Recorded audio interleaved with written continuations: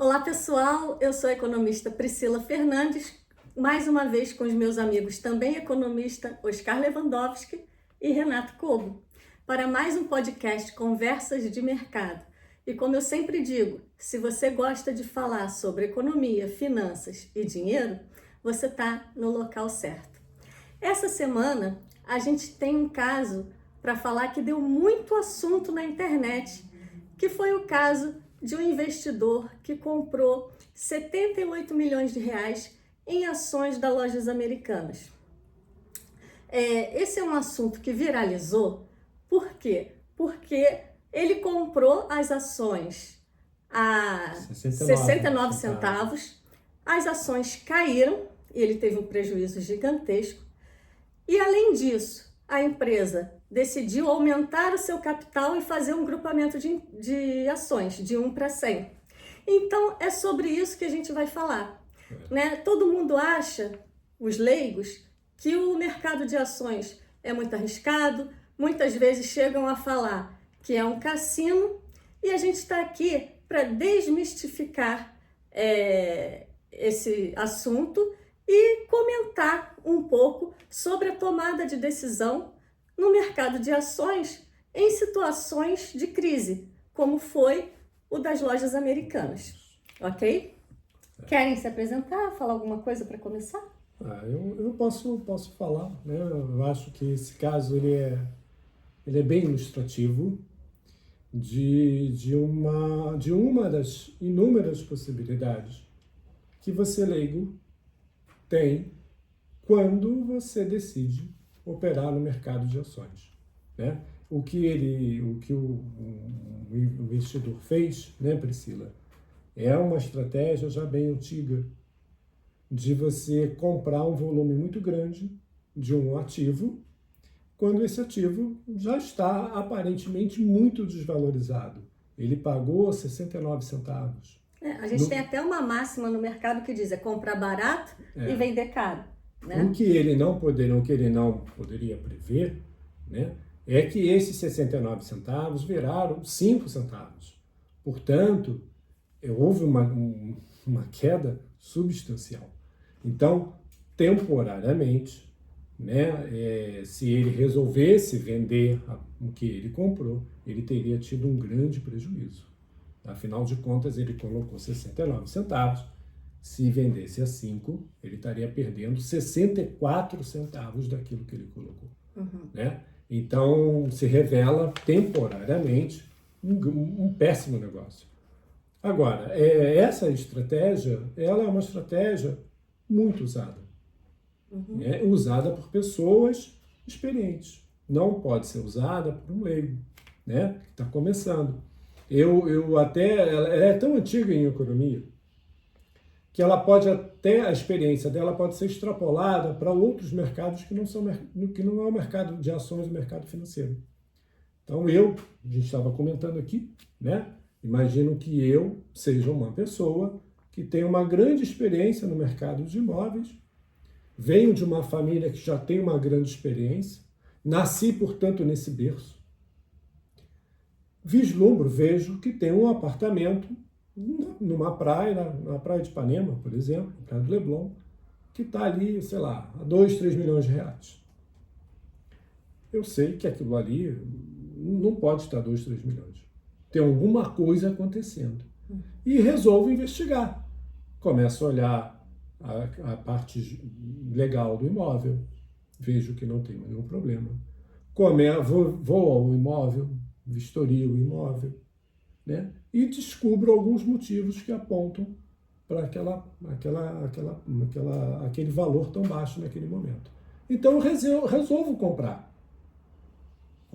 fazer uma obra, modernizar e vender aquilo ali por um valor muito acima, né? Então eu faço isso porque eu sou uma pessoa que conheço o mercado imobiliário, né? Agora, tem gente que conhece o mercado imobiliário, tem gente que conhece empresa, tem gente que conhece mercado de ações.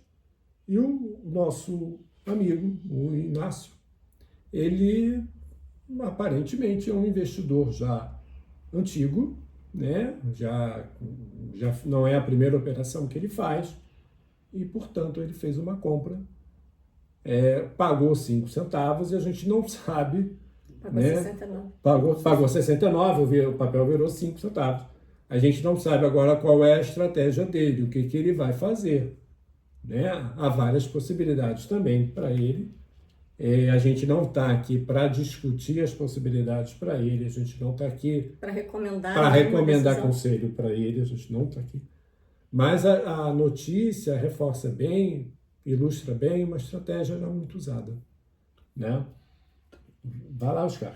O que acontece é o seguinte, eu acho que os casos extremos são bons, mas eles, para ilustrar, mas eles têm que ser lembrados, são casos extremos. Sim. Tá bom? Então, esse exemplo do imóvel que o nosso amigo aqui, Renato, mencionou, o cara achou que um apartamento da Vera Souto, que normalmente custa em torno de 10 milhões de reais, estava a 2 milhões de reais, estava barato, ele verificou a documentação, verificou um problema de luz e disse, é porque tem que estar fazendo uma reforma da luz. Aí, na hora de fazer a reforma da luz, descobre que não é só a reforma da luz, é a reforma da água, é o vizinho de cima que tem uma pendência com o imóvel de baixo, que só pode consertar o imóvel que você está adquirindo se resolver um problema do imóvel de cima. Ou seja, essas surpresas, elas extrapolam o mercado. É óbvio que se for sanáveis esses problemas, o apartamento que é pela metragem justo, que valesse 10 milhões, você pode dizer o custo de arrumar dele menos 2, 3, então ele continua valendo 7. Mas se ele não fosse sanável, é possível que 2 milhões seja caro, entendeu? É isso que é o caso que a gente tem que estar analisando, tá? Quando a gente está numa situação como essa extrema, um apartamento que é considerado por 2 milhões uma pechincha, pode ser até, na verdade, um abacaxi. Quem compra passa a ter a obrigação de resolver algum problema com a vizinhança. Quem compra pode nem conseguir negociar o papel, porque existe ainda alguma... como você falou, você olhou todos os documentos que você pudesse enxergar e aqueles que você não enxergou.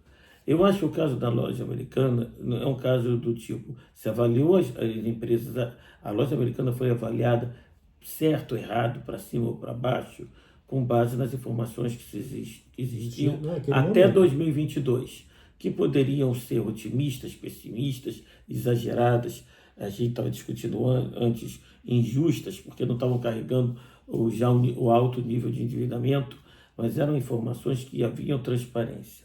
No mundo novo de 2023, que surgiu quando anunciaram o rombo dela, ninguém conseguia acreditar, e eu me incluo nesse ninguém, ou talvez a palavra não seja ninguém, mas poucos poderiam aceitar que o rombo justificasse a existência da empresa. A empresa tentou se arrumar, um resumozinho, ao longo de 2023 ela ficou oscilando até R$2, vindo a 80 centavos, 60 centavos, mas eu posso colocar como entre 80 centavos e R$1 o preço de maior, não vamos chamar de média, mas de maior ocorrência. Chegou a cair algumas vezes a 60 centavos e chegou a parecer que ela ia voltar para os patamares históricos dela, que eram superiores a R$10. Então, quando ela ameaçava R$2, parecia que tal. Moral da história, quando as notícias pareciam que os donos conseguiram equacionar parte das dívidas, aceitaram vender 100 lojas para reduzir o patrimônio, enxugar. Eles pensam nisso, ela passa a estar trabalhando com uma possibilidade de arrumar da casa, ela volta. E aí a notícia é pior ainda. Vem uma notícia de que mesmo tendo enxugado, mesmo tendo feito capitalizações, vou destacar, nesse momento, enquanto ela está a 80 centavos, ela fez capitalizações a 1,20, ou seja, os papéis foram subscritos a 1,20. Há quem diga que uma parte dessa subscrição era feita até com obrigações de dívida, mas mesmo que a gente considere moeda podre, nós estamos falando de 1,20 para um papel que há pouco tempo antes estava mais de 10. Ainda assim era doloroso. Mas tudo bem, ela trabalhou o ano todo em torno de 80, R$1. Esse 1,20 seria coerente para que os donos mostrassem boa vontade e, de fato, teve uma subscrição que ainda não está muito clara com que recursos, mas que foi substancial. Mas a questão é essa, ela está lá 80 centavos. E aí anuncia que mesmo tendo arrumado a casa, mesmo tendo feito essa subscrição e vendido 100 lojas, ela fecha no vermelho, né, no ano de 2023. Ora, deve ter sido tudo muito difícil, negociação com fornecedores, estímulo aos funcionários, limpar a casa aqui e ali, depois do rombo que foi detectado em 2023. Ou seja, nós estamos numa situação que passaram a se acreditar que não, ela agora quebrou mesmo. Então, quando uma coisa quebra, o que der para salvar, salva. Veio para 8 centavos e ficou trabalhando a 8 centavos. Quando estava trabalhando a 8 centavos, e talvez parte da razão de ter vindo a 8 centavos, foi a possibilidade de anúncio que ela iria fazer um agrupamento. Um agrupamento significa que se uma coisa está 1 centavo, você não pode vender ela por abaixo de 1 centavo. É o mínimo que ela pode vender 1 centavo. Se você junta 100 de 1 centavo, ela está R$1. Normalmente, quando acontece em empresas que estão em estado, eu não quero usar a palavra falimentar, mas com possibilidade real de descontinuidade, até 1 centavo pode ser muito, porque agora quando ela passa a ser negociado por R$1, você pode cair para 90 centavos, 80 centavos. Existem históricos de empresas que agrupavam, caíam, agrupavam, caíam, agrupavam e caíam. Será o caso da Loja Americana? Esse é talvez o momento da novela e da história que nós estamos. Então, ela veio até 5 centavos, anunciou o agrupamento, e no anunciar o agrupamento, os 5 centavos, 100 para 1, passam a ser equivalente a R$5. Nesse dia, o mercado poderia ter buscado, né, de R$5, de novo cair para 3 centavos, ou seja, vir a R$3, ou em tese poderia despencar até abaixo de R$1. Foi um dia muito agitado, os volumes foram recordes, considerando, bem interessante, ela movimentou, me chamaram a atenção para isso, que ela chegou a movimentar 14 milhões de reais, de 14 milhões de papel, que era uma quantidade semelhante ao que ela movimentava antes, depois de ter juntado 100 para 1. Tá? Lógico que o número já era uma cifra muito significativa. Tudo bem, ela movimentou, foi, no dia seguinte ela já mostrou respiro, foi a 7, ela nesse mesmo dia que ela abriu a R$5, ela foi a 6 e pouco, continuou respirando, foi a 7, foi a 7,30 e agora está de novo tremendo a 6,90. Eu volto a dizer o que eu comecei a falar. Nós estamos pegando uma exceção à regra para o mercado. Quando a gente compra uma ação, ou pelo menos a maioria dos investidores compram uma ação por R$50 e ficam felizes se ela for 55, 60, 65, e às vezes eles colocam, eu quero um stop loss de 20%, se ela cair abaixo de R$40, abandona o papel, ou um stop loss de 10% a 45% eles abandonam. Numa ação, como é o caso de uma empresa com possibilidade de descontinuidade, quem compra e quem entra enxerga isso aí quase como um tudo ou nada. Eu até brinco que você não está comprando Loja Americana, você está comprando uma opção que se chama Loja Americana.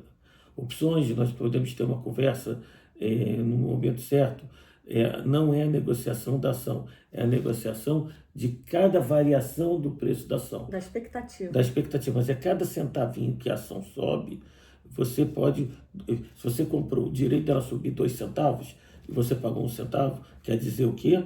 Que se ela subir 2 centavos, você dobrou, saiu de 1 centavo para 2. Então, com opções, esse tipo de sensibilidade, de oscilação, de subir 50%, você botar R$1 e agora está valendo 10 centavos, é mais do que esperado e comum, e aceito pelos players. Mas opções vai ser outro Sim, mas será que os players, as pessoas que estão investindo em Loja Americana, entendem isso?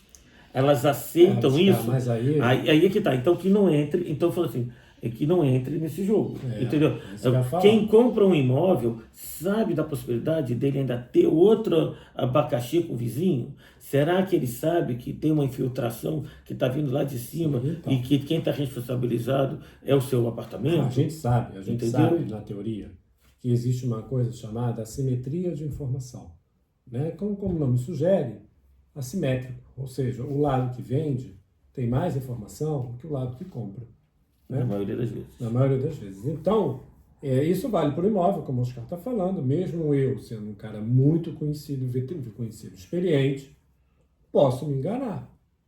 Né? Posso estar comprando ser um enganado. abacaxi. Não é você se enganar, é ser enganado mesmo. Aí, Mas às vezes a gente também pode se enganar. Pode se enganar. Porque se vocês perceberem, né, o Oscar, o Renato, todo mundo que investe em ação estuda muito aquela empresa.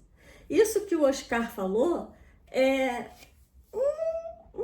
um tantinho assim da história das lojas americanas. Ainda tem muitas histórias. Se vocês forem procurar na internet sobre essa empresa, vocês vão ver várias pessoas contando diversas histórias, né? Então, não tem como, né? Esse não é um mercado para amadores. Se você gosta desse assunto, como nós gostamos, você precisa se dedicar. Eu não diria que ações estudar. Como um todo não é mercado para amadores. Eu diria que nada na vida é para amadores, porque a gente precisa ser bom no que a gente faz. Mas eu não sei, eu penso diferente, sabia? Eu penso diferente. O que eu estou dizendo é quando a gente está lidando com um caso de tudo ou nada, como a loja americana, é uma coisa. Quando a gente está lidando com um caso de uma empresa, Vale, Petrobras, a maioria dos bancos, ou tá lidando, a gente pode errar, é lógico, ou mesmo outras varejistas, você está lidando com expectativas. E eu ainda vou ser um pouco até batendo de frente contigo. Sabe que em muitas situações a intuição é mais certeira. Era isso que eu ia falar. É mais certeira do que o estudo técnico, o cálculo técnico. Você não deixou eu terminar. Não, perdão. Não, olha só. Eu sou CDF, eu confesso. Então, eu não entro numa ação se eu não estudei aquela empresa. Eu não entro. Eu não entro na ação se eu não estudei os fundamentos, se eu não acompanhei as notícias do RI. Eu não compro às cegas, mesmo aquela empresa mais tradicional. Por exemplo, Petrobras, eu comprei, tive lucro, né, e saí, entendeu? Por outras questões. Então, assim, que foi uma que eu não estudei, mas como era um mercado, assim, como era uma empresa de petróleo e tudo mais, eu entrei. Eu tive lucro nessa empresa, porque eu entrei com aquela máxima do mercado, né, que é comprar barato e vender caro. Só que, né, não estudei, só aproveitei essa oportunidade, porém eu saí, entendeu? Por outras questões, por não concordar como a empresa é gerida e tal. Quando eu fui estudar ali, eu não gostei, né, e saí. Mas o que eu queria falar, né, é óbvio que as lojas americanas uma exceção, né? Mas além de você estudar, porque assim, por mais que o Oscar seja só da máxima, mais prático, digamos assim, né? Ele contou uma história das lojas americanas que ele acompanhou. Logo, ele estudou. Eu acompanhei só um capítulo, alguns capítulos. Sim. Ela tem muitos capítulos. Mas não é só o estudo, como você falou, tem a intuição. Mas tem capítulos que foram omitidos. Foram omitidos, exatamente. Foram omitidos da minha história e ainda pior ainda, foram omitidos pela da empresa. minha capacidade de entender. Omitiu algumas entendeu? Isso a gente só vai saber depois. Então, ou pela empresa, ou pelo mercado, ou que foi, como quem diz, contaminada, às vezes uma informação que até chegou a mim, mas chegou uma vez, e a outra chegou 15 vezes, a outra ficou mais absorvida, ou passou a ser um fato mais aceito do que a informação que alguém falou. A taxa de juros está alta nela. Tá bom, eu escutei isso, mas ao mesmo tempo eu escutei que ela estava crescendo depois da pandemia, enquanto a pandemia tinha sido muito ruim para ela no varejo, o pós-pandemia, por ela ter uma quantidade grande de pontos, era um ponto forte dela, entendeu? Que poderia se somar a uma estrutura de distribuição fantástica. Com todo o rombo, com toda a lambança, nós temos... isso que é muito interessante. A loja americana, durante muito tempo, foi estudada como cases de sucesso, como situações modelo, estruturais. Isso não quer dizer que ela não tenha feito uma das maiores lambanças da história do varejo brasileiro. Outra máxima do mercado: retornos passados não garantem retornos futuros. Sim, mas né? Só que nós temos aqui situações, não estou nem falando de retorno, estou falando de situações de modelo, porque ela também não estava tendo retorno positivo durante a pandemia, entendeu? Só que parecia que era em função da pandemia. Então, não era. Pelo que está se vendo, não era em função da pandemia. Não, mas o que eu quero falar, né, é que eu quero puxar realmente o gancho de tudo que você falou aí, que além de você estudar, né, além de você comprar barato, não adianta você comprar a melhor ação da melhor empresa. Fala assim, olha, todas as empresas que tem na Bolsa de Valores, fala assim, essa aqui é a melhor, do melhor setor, e dentro daquele melhor setor é a melhor empresa. Não adianta você comprar se ela tiver cara, né? Mas o que eu queria falar é que a questão... que é caro. A questão que o Oscar está falando é da intuição, né? Que às vezes a gente precisa seguir a intuição além, né, de todas essas questões. A gente deve ter o nosso feeling. E aí eu queria citar, né, que a gente precisa se conhecer, né? Por quê? Porque no mercado financeiro muitas pessoas acham que é cassino justamente porque tem pessoas, né, que caem numa armadilha psicológica. Por exemplo... Talvez tratem o mercado mesmo com cassino. Tratam porque elas caem numa armadilha, digamos assim. E a gente tem, né, em tomada de decisão, a gente tem várias armadilhas psicológicas que a gente precisa eliminar para tomar uma decisão inteligente. Vale ressaltar que essa decisão inteligente pode até não ser a mais acertada, né? Eu posso tomar uma decisão fruto de todos os meus estudos e as minhas percepções, as minhas intuições com experiência de mercado, e ela dá muito errado, como aconteceu com o investidor Inácio, né? Mas quando a gente conhece alguns vieses, né, isso nos ajuda a tomar a decisão, principalmente quando como no meu caso, né? Porque isso me ajudou muito no day trade, porque eu faço day trade, mesmo o Oscar falando que eu sou louca, né? E isso me ajudou muito. Por exemplo, o viés de otimismo, né? De você achar sempre que a empresa ela vai melhorar, mesmo você sabendo que tem vários riscos contínuos, né? Porque ontem ela era uma boa empresa, não significa que amanhã ela vai continuar sendo, né? O mundo muda, a empresa muda, né? Às vezes acontece de um gestor falecer e não conseguir um gestor à altura e a empresa não ter o mesmo desempenho que ela teve há décadas, mas quem tem um viés de otimismo sempre acha que vai melhorar, e não, você precisa levar em consideração vários riscos, né? A aversão à perda, e esse é muito comum no day trade, né? Por exemplo, você comprou a ação, e aí a ação caiu. Se você estopar, o que acontece? Você perdeu dinheiro, certo? Você comprou a 10, ela caiu para 9, você perdeu R$1 aí. E aí o que você faz? Ela caiu para 9, você ao invés de estopar, aceitar a perda, estudar o cenário novamente para aí depois entrar, né? O que você faz? Você compra a 9 de novo para fazer preço médio e tentar não perder, né? Então, isso muitas vezes é uma armadilha psicológica, que você não aceita perder, e você tem que aceitar perder, né? Por exemplo, aí vamos dizer assim, por isso que mercado financeiro é um mercado perigoso, é um cassino. Não.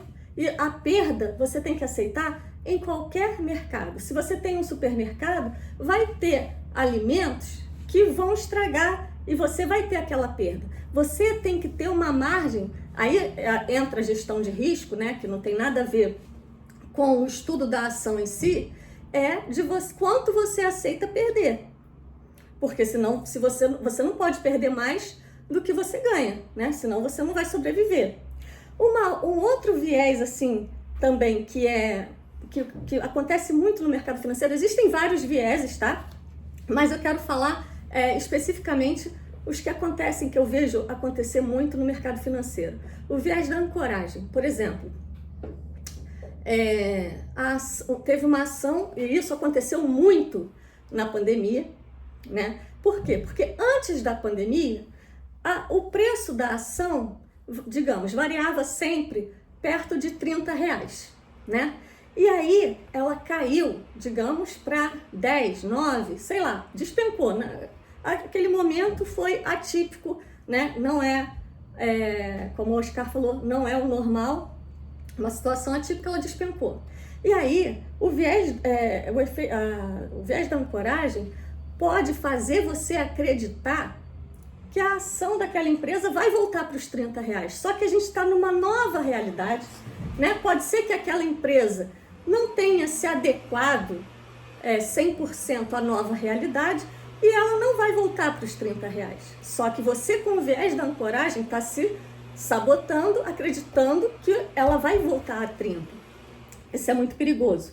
Excesso de confiança também é um outro viés, né? A gente sempre tem que botar os pés no chão, né? Você sempre acha que você tem uma informação que aquela ação vai subir e tal, você está muito confiante, você não pode estar muito confiante, né? Você tem que ir para o mercado sabendo que pode dar errado. Priscila, se você me permite, claro, né? Tem alguns autores que trabalham com a ideia do tempo histórico. O que é o tempo histórico, né? O tempo histórico é características muito específicas daquele momento fazem as pessoas criarem uma convenção de que R$5 é barato, né? Porque lá atrás, o 5 lá atrás, ele era muito barato lá atrás. Exatamente. Né? Mas como o tempo histórico, as circunstâncias mudaram, né? Então nós temos, nesse caso especificamente, uma sociedade que está deixando, que o presencial está convivendo cada vez mais com o virtual, né? A gente tem uma empresa que nasceu no ambiente virtual, ela precisa se adaptar ao ambiente virtual e presencial simultaneamente. Nós temos a chegada de novos concorrentes internacionais, né? Então, aí vem uma pandemia no meio do caminho. Então, tudo isso cria um ambiente novo, muito novo.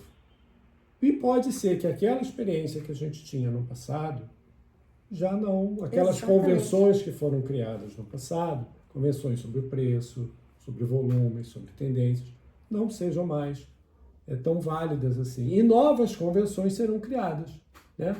Então, é preciso que a pessoa esteja atenta. Exatamente. E eu quis citar também aqui essa questão, né, psicológica, porque a gente está falando hoje de uma situação que ocorreu, né, na prática semana passada, e que é muito atual, e a gente quer exemplificar aqui nós estamos falando de meados de agosto.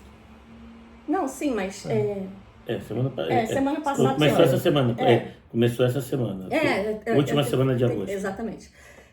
Então, e esse agrupamento de ações, ou implit, como você preferir, né, um dos motivos que ele acontece é porque o preço é psicológico. O preço tem um viés psicológico, né? Por exemplo, as mulheres, né? As mulheres querem comprar uma bolsa da Louis Vuitton porque ela custa caro. Porque se ela custasse R$100, ninguém ia querer comprar a bolsa da Louis Vuitton. Então, o preço, ele tem um viés, lógico, né? Tem o fator custo, a agregação de valor, mas tem um viés psicológico. E um dos motivos de um agrupamento de ação é fazer com que o preço daquela ação não diminua o valor daquela marca, né? Porque, por exemplo, as lojas americanas sempre foi uma referência no setor varejista, né? Sempre foi. E aí a pessoa chega e fala assim, quanto está o preço da ação das lojas americanas? Ah, tá 5 centavos. Eu falo assim, isso aí virou pó, né? Então, assim, psicologicamente, isso afeta a imagem da empresa. Então, um dos motivos pelos quais ocorre o agrupamento é esse viés psicológico, e eu quis trazer aqui, lógico que não faz parte de finanças, né? Mas finanças não é só matemática, já dizia minha filha, né? Finanças não é só matemática, tem uma questão social, psicológica, até emocional também, né? Bom, mas isso foi só um parênteses para a gente realmente falar sobre o que aconteceu, né? Eu gostaria de que vocês falassem um pouco, né,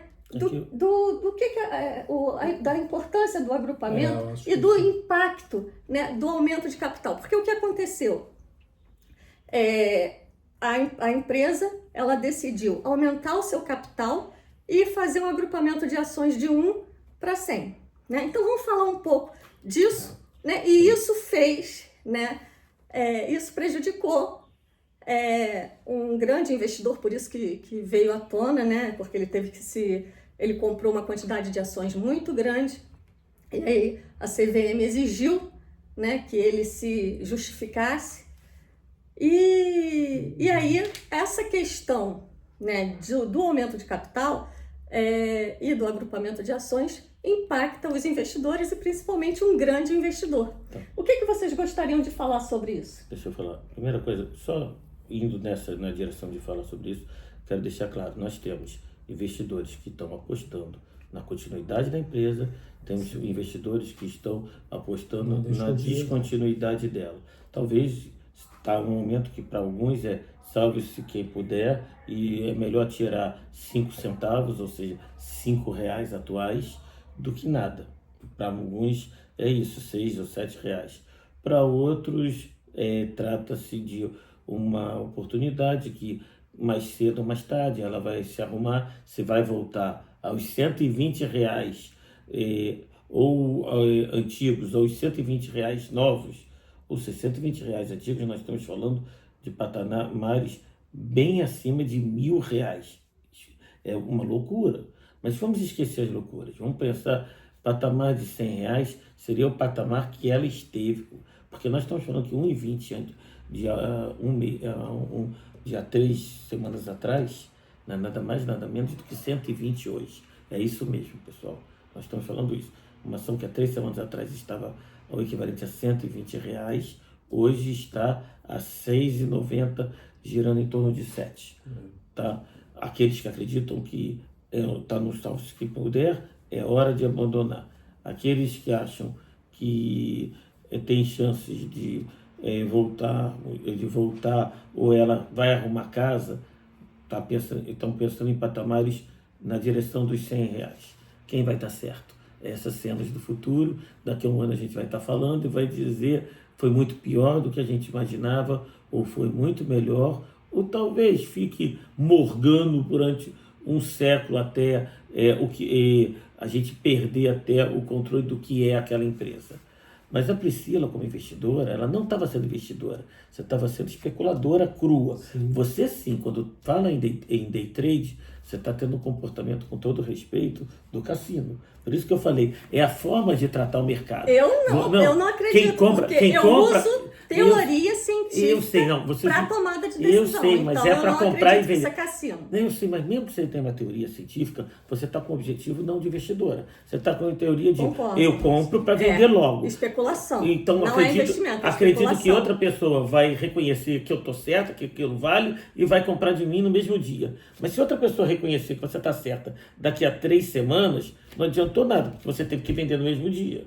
Então, volto a dizer, por isso que eu estou dizendo que você está mais próximo quando você tem uma compra e venda de como chamamos, de day trade, via day trade, muito mais de cassino, que tem que terminar a roleta lá, do que alguém que compra e diz... Não liguem não, porque todo mundo que não opera day trade acha isso. Não, mas eu não falei... Não liguem. Mas eu opero day trade quando é possível. Mas entrar com o objetivo de day trade, você está se obrigando que outra pessoa reconheça que você está certa.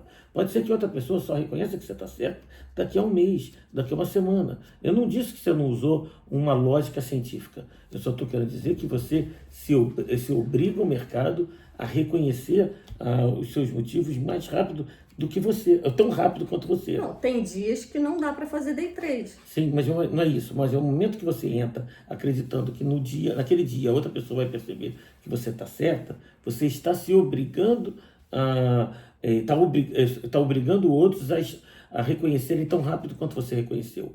Então, o investimento em si é uma coisa. O day trade, eu não gosto de tratar day trade como investimento de curto prazo, porque ele é de curtíssimo prazo. É uma especulação. Eu não estou investindo na empresa quando eu faço day trade. Eu estou especulando. Tá. Mas não vamos... Aqui, essa discussão aqui não é... Não é o caso. E aí a gente vai passar do horário. O pior é que é o caso. Não é o caso. Porque as lojas americanas, por exemplo, já estão nessa situação... publicamente desde de 2023 e a gente está em agosto de 2024. Não, mas nós estamos falando agora, nós estamos falando na oscilação que ela veio no último dia. Tudo bem, mas em que no mesmo dia ela oscilou de 5 a 7, foi a 7h30, pouco tempo depois, está voltando a 7 e agora ela está sujeita a acontecer tudo. Tudo, inclusive nada. Isso que é interessante. Ela está sujeita a voltar. Não foi um caso de day trade. O caso não foi um caso de day trade. O Inácio não comprou para fazer day trade. Nesse mercado, ele comprou, segundo ele, né? Ele falou, 69. Ele comprou isso. Ele comprou com uma expectativa de valorização da empresa. A longo prazo. A longo prazo. Ele não está fazendo uma atividade de day trade. Então, assim, eu acho que não convém... Mas o mercado está... Mas o que o mercado está fazendo agora é isso. Mas não é o assunto do podcast hoje. Não, eu acho sim, gente. Mas o mercado está fazendo isso. Olha só. Operar como day trade é uma possibilidade. Fazer o que o nosso amigo Inácio fez é outra possibilidade. Como disse o Poscar aqui no início... É um caso extremo. A loja americana, a cotação dela, do papel dela nesse momento, está numa situação... extremo, né? E aí no mercado financeiro, no mercado acionário, tem pessoas que compram. Para mim era uma opção. E vendeu. Não é mais uma transformaram um papel, se não é uma linguagem muito simples, muito especulativo, né? Tudo pode acontecer. Até que ponto isso influencia o outro investidor e até que ponto ele olha para essas coisas e não fica assustado? Isso aí é uma coisa que a gente aqui não tem como responder. Isso aqui só o Inácio tem condições de responder, né? Então, eu estou falando isso com vocês... Mas a gente não está falando de um investidor, estou falando do mercado inteiro. Sim, tudo bem, Oscar. Então, nesse momento, o mercado transformou. Olha, vamos esquecer a loja americana e a Gol. Um dia, a ação da Gol, você tinha que pagar R$40 nela. Hoje, se você quiser comprar uma ação da Gol, é um pouco mais de R$1. O que é a Gol, o papel da Gol hoje? Se não quebrar, vale. Se quebrar, não vale nada. Então, é o que acontece com as opções. Só que nesse caso, por isso que o tratamento, nesses casos extremos, não deve se pensar pensar ele em termos de, como chamamos, quanto vale o fluxo de caixa, isso e aquilo. Agora, sobreviveu, vale. Probabilidade de sobrevivência, isso sim é discussão. Outro dia a gente fala sobre quais fundamentos a gente deve considerar para comprar uma ação numa situação normal, que não é o caso hoje. Esse é o caso de sobreviveu, vale. Não sobreviveu, não, já era. Agora, só para finalizar, né, eu quero que vocês falassem um pouco do qual é o impacto, né, do aumento de capital de uma empresa nessa situação, como foi o que a Americana fez, né? E do grupamento das ações para o acionista nesse momento de crise. É que para muitos pareceu um artifício de tentar dar liquidez para alguma coisa. Então, quando ela estava a 5 centavos, é porque o pessoal já estava acreditando, ela não vale mais nada. Quando ela vai para R$ 5, parte do mercado começou a acreditar. Agora tem de novo para onde negociar. Eu posso vender por R$ 4,90, posso vender até por R$ 5,50, mas ela continua sendo. Aqueles que acreditam que ela está para quebrar conseguiram, então, agora, especulações muito mais muito mais objetivos, sofisticados, porque antes estava impossível. É isso que você está falando. Não, 5 centavos e 6 centavos era assim. Tinha leilão de comprador a 5 centavos, leilão de milhões vendendo a 6 centavos. Se você entrasse comprando, você não sabia em que lugar da fila você ficava a 5 centavos, você teria que tomar de qualquer maneira a 6 centavos. Ela ficava bonitinha lá, 5 centavos e 6. Alguns milhões a 5 centavos, tantos milhões vendendo a 6 centavos. Você teria que tomar. Ora, você não sabe nem se você tomou, se você está no início da fila, no final da fila, e como foi. Era tudo muito complicado. Agora, quando ela vem a R$ 5, ela teve alguns minutos de leilão também, mas você tinha negociação a 5,50 contra vendendo 5,60. Depois 6,15 com 6,30. 6,70 com 6,80. Você tomava 6,80 e mesmo que você visse um minuto depois, ela caindo para 6,50. Está sendo uma semana que, para esses investidores, que talvez, para aqueles que estão com o estômago de comprar e vender no mesmo dia, está sendo uma semana quente e, para alguns, até agradável. Porque sim, eles olham o mercado de fato como comprou, vendeu, ganhou, acabou. Tchau. Entendeu? Tchau. Ou às vezes até vendeu e de tarde estão comprando. E que isso é um perigo ainda maior, porque se você vendeu sem ter, para fechar o dia, você vai ter que pagar o preço que for. Esse tipo de operação descoberto também deve ter ocorrido nesse papel que teve essas oscilações loucas. Mas isso é diferente do comportamento do que a gente trata de investidor, seja do Inácio, que está de longo prazo, ou seja de alguém de médio prazo. Uhum. Mas esse agrupamento, então, permite a liquidez. A liquidez do papel. Né? E o maior fracionamento mesmo, e enxergar, porque antes não era possível nem enxergar na tela o que estava acontecendo. Uhum.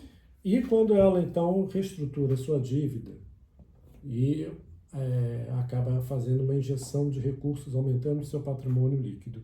Né? Então, qual é a interpretação que a gente possa ter sobre isso? E aí? Se ela reestrutura a dívida, ela vale. Se ela não consegue reestruturar a dívida, se ela não consegue reduzir, nem reduzir parte, ela talvez tenha que fechar. De novo, como qualquer coisa no mercado, nós temos sempre 3 possibilidades. Quais são?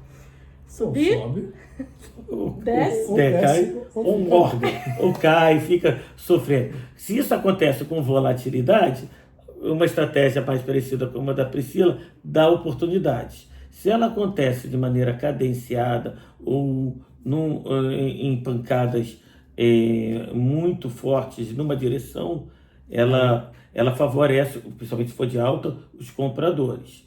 E se ela se desmancha, ela salva quem pelo menos permitiu aqueles que abandonaram algum bote. Se bem que eu diria que em alguns casos um bote para você salvar 10% do que colocou é um bote. É extremamente questionável se a 10% do que foi colocado você está usando isso como bote salva-vidas. Entendeu? Mas isso, novamente, é uma questão pessoal. Né? É uma questão pessoal. O leigo, às vezes, ele pode achar que existe uma fórmula. A gente tem alguns livros aqui de finanças, e se você quisesse ler, você vai descobrir muitas coisas bacanas. Mas essa fórmula mágica, meu amigo, você não vai descobrir. Né? A gente gostaria, como a gente é do meio acadêmico, de sugerir: Oscar, pega os livros. Tá aqui.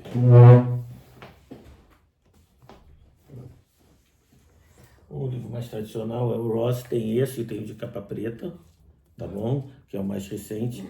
Esse daqui é bem didático. Se você nunca leu um livro de finanças, nós recomendamos esse aqui, né? Didático, ele é mais sucinto, Um que a tradução ficou muito boa é o Gitman. É muito usado na graduação. Ele é muito usado na graduação. Administração Financeira do Gitman. E o terceiro livro, mais, entre os 3 mais utilizados... O queridinho, do Renato e do Oscar é esse aqui. Mas esse aqui, pessoal, ele é uma leitura mais densa. Então, para quem está começando, é melhor o outro, o Ross, porque o Ross, ele é mais sucinto, ele tem uma linguagem mais fácil, né? Quando a gente está aprendendo uma coisa, às vezes, quanto mais denso, pior no primeiro momento.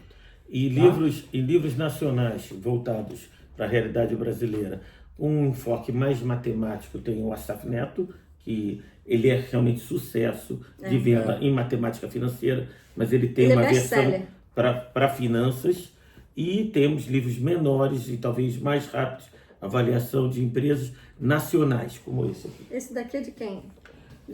Martelan? Eu gosto do Martelan, que o Roy Martelan é da USP, os professores da USP. Pazin e Francisco Cavalcante. Pode deixar que a gente vai colocar todos esses livros, as referências. Tem o livro da Roberta também, de administração financeira, que é bom para quem está começando, mas esse é mais para sala de aula mesmo. Eu vou colocar esses livros todos no final, no rodapé do vídeo, tá? Que quem quiser pode ler e começar, né, a entender o que a ciência fala sobre esse mercado tão... esse assunto, né? Agora, eu quero destacar uma coisa. A nossa amizade destaca uma coisa. Nós pensamos diferente e é assim que funciona o mercado. Se entre amigos que têm uma formação de economia e uma realidade tão semelhante em muitos aspectos, moradores do Rio e tudo, então, dessa forma, se nós temos pensamentos discordantes, imagina quando a gente abre o leque uma quantidade maior. E aí, me dando o direito de discordar com todo carinho da minha amiga Priscila, por mais que se leia, às vezes, para você saber o tempo, tá? Estudo, basta aquele matuto botar o dedo para cima, que vai dizer, vai ventar para cá, hoje vai chover, hoje não vai chover. Então, tem meteorologistas que apanham de pessoas intuitivas nisso. Eu diria que no mercado financeiro é muito comum se estudar muito sobre um determinado momento de comprar uma empresa. E, às vezes, uma pessoa comprar a empresa por uma razão boba. Ele foi lá e gostou daquela imagem, gostou daquela propaganda, ou perguntou ao filho dela. Isso aqui é um exemplo muito antigo aqui no Brasil, quando tinha uma empresa grande, que eu vou evitar falar o nome dela, de brinquedos. Um pai chegou para o filho e disse, meu filho, o que você quer? Você quer que eu quero fazer uma viagem? Não, eu quero um brinquedo tal. Mas você vai deixar de ir para a Disney? Não, eu quero um brinquedo tal. Ele, percebendo que o filho dele preferia ganhar aquele brinquedo do que fazer uma viagem, ele percebeu que aquela empresa de brinquedos estava acertando um brinquedo que enlouqueceria as crianças naquela época. Tá bom? Nós estamos falando de um brinquedo que hoje em dia muitos de vocês vão rir. A gente está falando de um autorama. Imagina que as crianças em um determinado momento preferiam ter um autorama a viajarem para fora.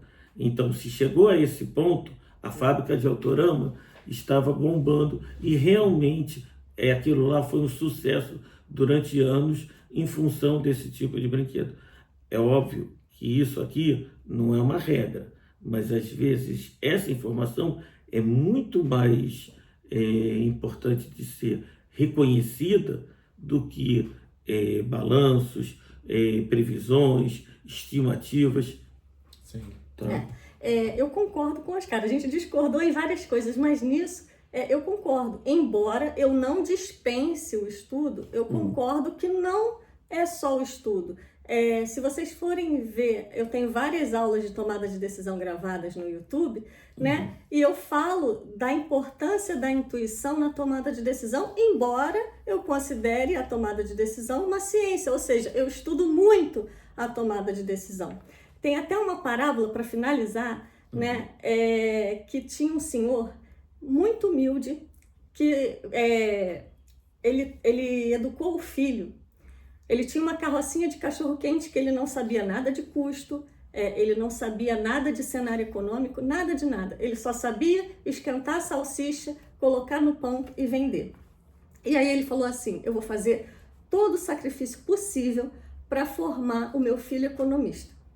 E ele, dito e feito, ele, com a carrocinha dele de cachorro-quente, ele formou o filho economista porque ele acreditava que com o filho economista, o filho ia ajudar ele a entender de custos, de cenário econômico e tudo mais, e ele ia bombar com o cachorro-quente dele. Só que o filho, como economista, ele analisou tantas variáveis que ele desestimulou o pai a vender cachorro-quente. Falou, pai, o mercado não está propício, é melhor a gente fechar a carrocinha. Ou seja, o pai sustentou a família décadas com a carrocinha de cachorro-quente sem nenhum conhecimento técnico, científico de custos e tudo mais. E o filho, né, chegou e a partir do momento que o filho entra na jogada, encerra o negócio. Então, eu concordo que nem só de estudo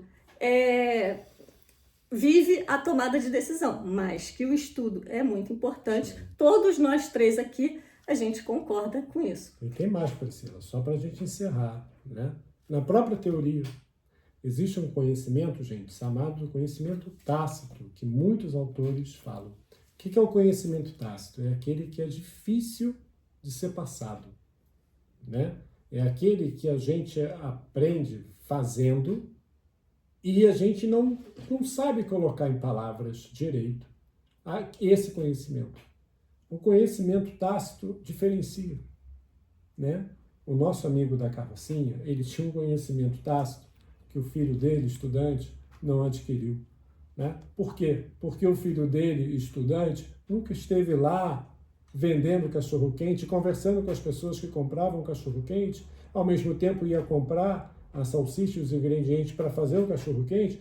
Portanto, esse conhecimento tácito adquirido ao fazer e vender, o filho não adquiriu, né? E aí, essas visões diferentes, né, acabaram se chocando e, curiosamente, aquele que tinha um conhecimento e deveria ajudar o outro, que não tinha, o estimulou a abandonar o negócio. Negócio esse que sustentou e formou o outro, né? Mas uma literatura na área de economia e principalmente inovação vai dizer isso pra gente, hein? Conhecimento tácito. Bom, gente, por hoje é só. Muito obrigada por terem assistido esse vídeo até o final e aguardem os próximos episódios. Tchau, tchau. Tchau, tchau.